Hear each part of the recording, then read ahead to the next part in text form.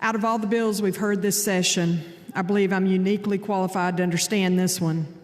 You see, I coached girls for 26 of the 33 years I taught. My main sport was basketball, but most of the coaches in here will tell you that at many schools, you end up coaching more than just your main sport. I've also coached track, cross country, and softball. I played basketball, volleyball, tennis, and track in high school and went to college on a basketball scholarship where I also played tennis. I've golfed my entire life. I'm also a member of the LGBTQ community.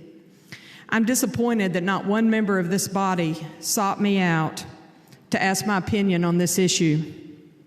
We always seek out experts on the issues we present, especially in committee. We have agencies, organizations, and others testify when it comes to this issue. We ignore the experts. We do not listen to the doctors, the parents, the actual state and national athletics governing bodies, or the transgender youth actually affected. This is not an issue in Arkansas. I can do the math.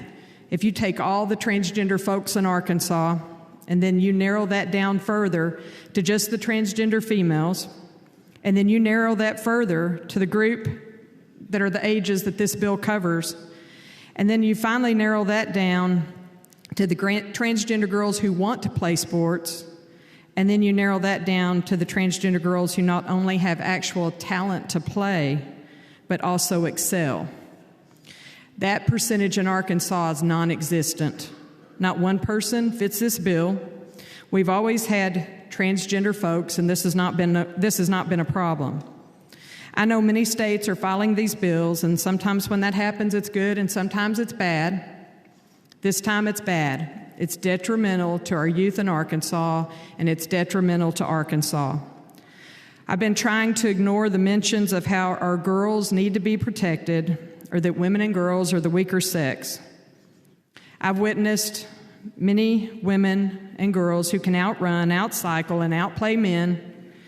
College women's teams often practice against college men. And in elementary school, often girls are more mature, bigger, and stronger than boys. Should we protect our boys from these girls? Not one transgender female is dominating. Not one is taking away scholarships. First of all, there's not just one scholarship out there that everybody's competing for. There are many. Let's take track as an example. If you're running good times, even if you're second or third, you'll be recruited. In Connecticut, with the case that everyone refers to and often misuses, the cisgender girl ended up with a scholarship. The transgender girls did not, probably due to discrimination. In fact, after filing her lawsuit, the cisgender girl ended up defeating the transgender girls. Transgender girls are girls. Also in sports, we must consider that skill is a factor. Who works hardest is a factor. Who is most mentally tough is a factor. The physical is just one factor of many that contribute to making an athlete superior. Also, as a coach, I know that most of my athletes did not go to college on a scholarship. If they were deserving and talented, they did, but most did not. We have to ask ourselves what our end goal is. I wanted my kids to learn to work as a team. I wanted them to learn sportsmanship. I wanted them to learn that hard work and practice produced results. I wanted them to learn poise in pressure situations, knowing that they would most certainly face pressure in the future in their lives. There's value in sports that's not just marked or measured by awards, trophies, and scholarships. It's extremely hard to be a kid, and if you're a transgender kid, your life's even harder. Sports gives kids a place to belong, a place to be included, a place to succeed or learn to deal with setbacks and work to overcome them, a place to be happy. We are severely underestimating our youth. They could teach us a thing or two about tolerance and acceptance. I've always said that as a teacher and coach, I learned much more from the kids than I ever taught them. Please do not restrict and exclude kids.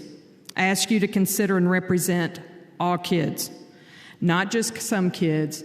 not just certain kids, not just your kids.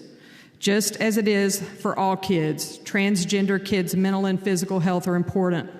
Keeping them in school is important. The fact that 1 out of 3 attempt suicide is tragic and important. Finally, I ask you, why do we need this?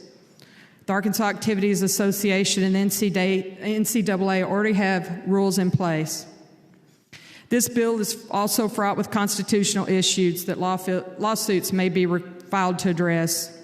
The effect will be hemorrhage of taxpayer money to defend against the lawsuits. And for what? Fixing a non-existent problem in Arkansas. We should teach our kids to strive to be inclusive and supportive. We should want our girls to be compassionate and accepting. Most of all, we should want our girls to work together to become strong and confident. This bill does none of this for our girls. In fact, it does the opposite. I'll be voting no. Thank you.